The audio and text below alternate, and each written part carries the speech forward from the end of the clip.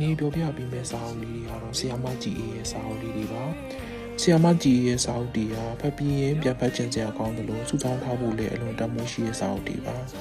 ဆီယာမကြီးဆိုတာမြန်မာစာပေလောကရဲ့ထူးခြားပြောင်မြောက်တဲ့အမျိုးသမီးစာရေးဆီယာမတူပါ